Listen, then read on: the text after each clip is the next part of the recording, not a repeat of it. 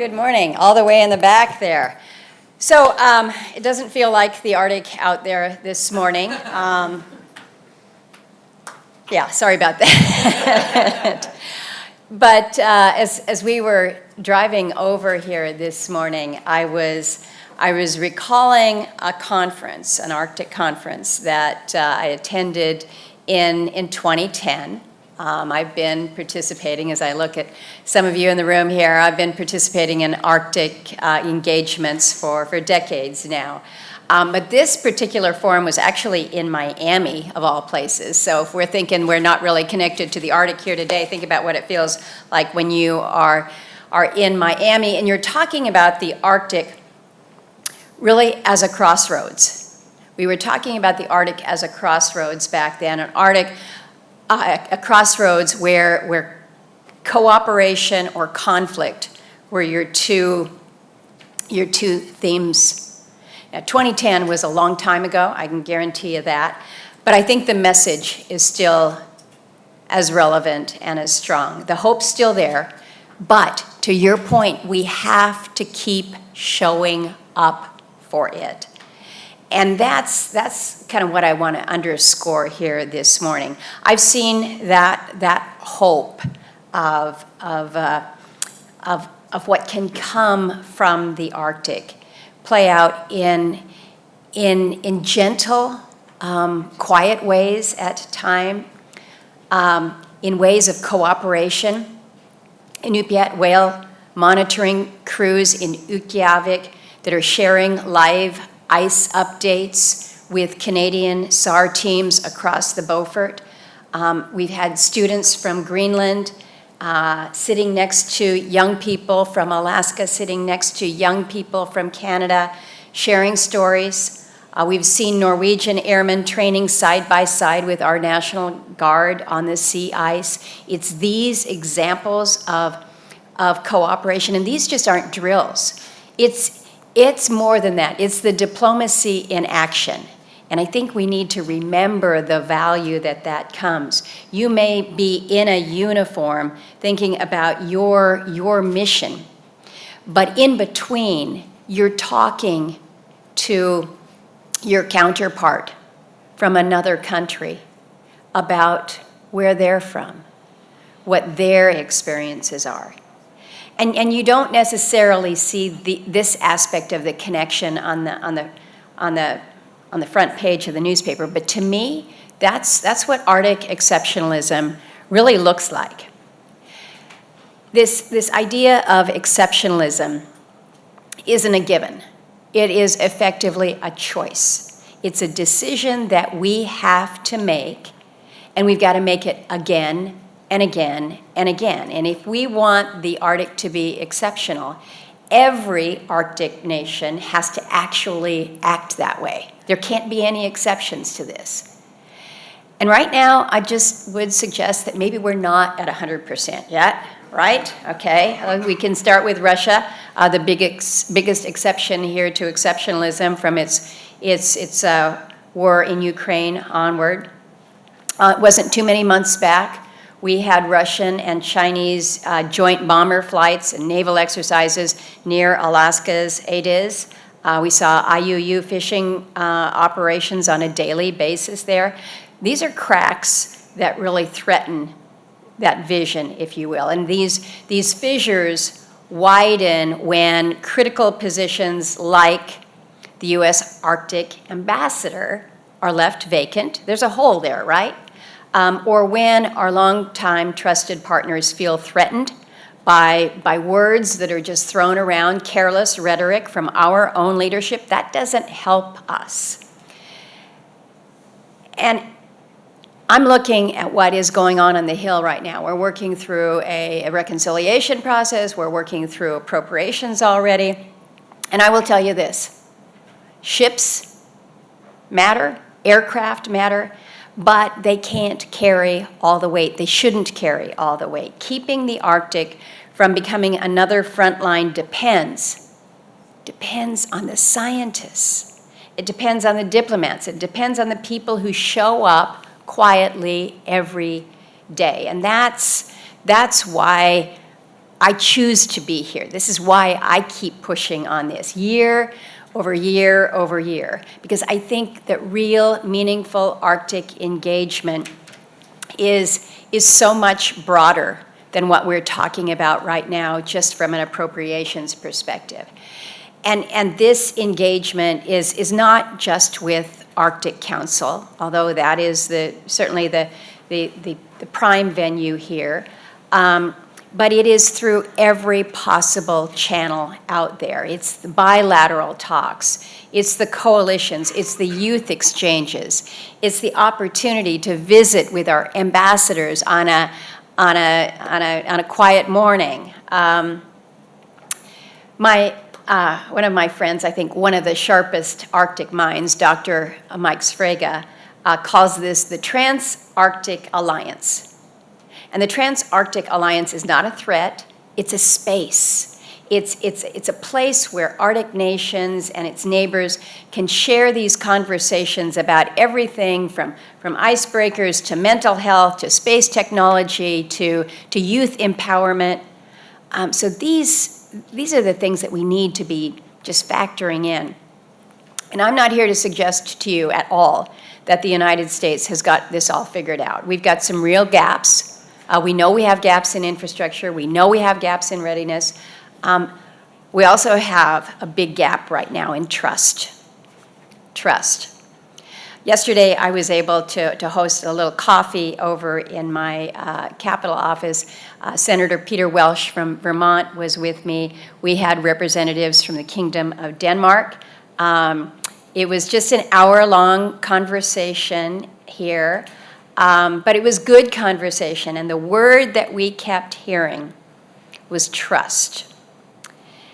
I'm told in Danish, and I'm looking at my ambassador over here, that the word is tillid. Am I saying that correctly? Correct. Tillid. The sense that your partners show up when it counts. Man, isn't that really what we're hoping for? That those that you've been working with, that you think you've got a relationship, that they show up when it counts. So, I have to ask, are we here? Are we here for Greenland, our partner, for over 80 years? We've been a good partner for a long while. Are we showing up when it counts? Greenland's head of representatives, Jakob, I'm going to ruin it, Jakob, Isbothen. Did I say it close? I think if you say it fast, then it's okay. I'm just going to call him Jakob. He reminded me yesterday just how deep the bond that we have, that the United States has with Denmark goes. And it also begs the question, are we showing up for our indigenous communities that are landing airplanes on crumbling airstrips while they're seeing beautiful cruise ships glide right by their homes? Are we showing up for our own country when we're still waiting for our first deepwater Arctic port? So know that every dollar that we invest, every conversation that we have, every Arctic decision that we make is a down payment on that trust. All of that counts.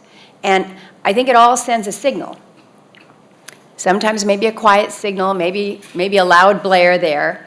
But I'm going to leave you with three things that I'm committed to, and that is, first, diplomacy matters. Diplomacy matters. So I'm going to keep pushing for a U.S. Arctic ambassador and a great U.S. Arctic ambassador, because relationships matter, and so do the people that keep them alive. And so we've got to have somebody in that very, very, very key position. And I'm looking at my friend, Ambassador Bolton, who knows very, very well the role that we play there. And the second point is balanced deterrence. I love the B word, balanced. We need icebreakers, we need radar systems, but we also need sea ice data. We need environmental research. We need community support for all of this, and all of this makes our region stronger. We've got to have the science up there.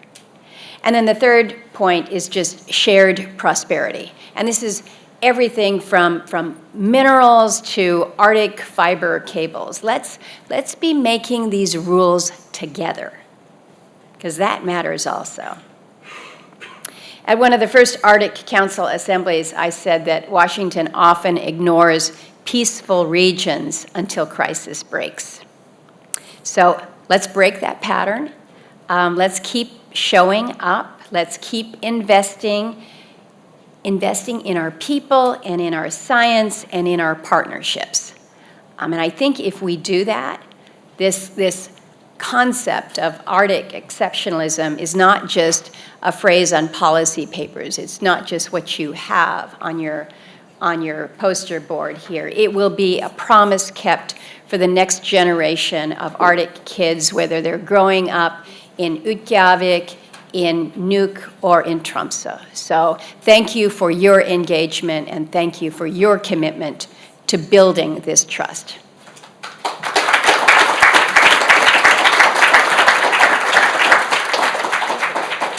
Yes, thank you. Your words were perfect, keyed in.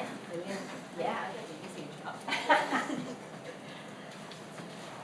We'll take a few questions from the crowd. So if folks have questions, if you can please start lining up by these well-positioned mics. I'll kick us off, but I already see we have some great students. I have had the privilege of working with colleagues and friends in Shaktoolik, in Mary's Igloo, and for them, they balance everyday disasters of erosion, of flooding, with these macro crises that we're facing of how do we increase shipping sustainably? How do we build the deep water port in Nome so that we could capture opportunities as climate change presents them, but also address the real climate risks that villages face? I would love to just hear from your perspective, because not everyone may have had the chance to visit Alaska here. This balance for Alaskans of, facing climate change on every day, but also balancing the evolving Arctic as it changes and the opportunities that presents. It's a hard balance to find. I mean, when your community is threatened, when your school is literally eroding into the water, when you feel unsafe in your own home, when the fall storms are approaching, it is really hard to separate that from anything other than the crisis that you are facing in front of you. For so many in the Arctic, and certainly in Alaska, in our U.S. Arctic, there's no theoretical conversation about climate change. It is what is happening in your region. It is what is happening in your area. But having said that, I think that there is a recognition of what these impacts that are very real and in real time to real people. They're also appreciating that this is also, it's not just my own personal vulnerability to the elements, but there is also a recognition that there is a security aspect involved as well, because as this Arctic is warming and we're seeing less sea ice, they're seeing new things. Again, new things in front of their eyes, moving through waters where there wasn't much before. And so there is an awareness that with the impacts of a warming climate, with the impacts that they're seeing on their land, they're also seeing these broader changes that bring different threats, and they're not quite sure how big that threat is. And so how you balance that more global threat, that national threat, versus how I am feeling with my own personal insecurity in my home, it's hard. it's hard to make that separation. I wish that I could say that I felt we were on a better trajectory here in this country for how our government can be of greater help to those who are most vulnerable. We've been working with the community of New Talk for over 20 years now. The very first bill that I got signed into law was actually a transfer of land to help facilitate a move from New Talk 9 miles up the Niglek River. That was signed into law in 2003. And we are still not complete with that village. And unfortunately, what we're seeing is much of what was completed, we're now finding to be woefully deficient. So we're not prepared to help these vulnerable communities yet in terms of a plan. And I would say that connection of Alaska to the rest of the country, Maturvik is just the first on the Jersey Shore. If we're not prepared in Alaska, we're not prepared in Belmar. Right, we have our first question. Hi. Thank you very much for doing this and for taking questions, which more and more events don't. It's great that you do. Senator, my name is Sidney Friedberg. I'm a reporter from BreakingDefense.com. You've talked about the importance of collaboration writ large. You talked about the importance of icebreakers as a particular piece of hardware we need. Of course, we have a collaboration on icebreakers that's nascent, the Ice Pact, with the Canadians and the Finns. What are your hopes for that? Where is it actually going? How far is it progressing towards those hopes? And C, are the remarks by the president about Canada, and for that matter, about Greenland, helpful or harmful in the context of that collaboration? So Ice Pact, when it was first announced, was like, okay, this is a good idea. Surely we can be collaborating with our friends and our allies, and certainly we should be collaborating with countries like Finland, who are world-renowned with their ability to build icebreakers. What's wrong with this picture? So I was enthusiastic about Ice Pact, and didn't really see enough come from that. We've seen Canada move forward with their partnership. That's been good.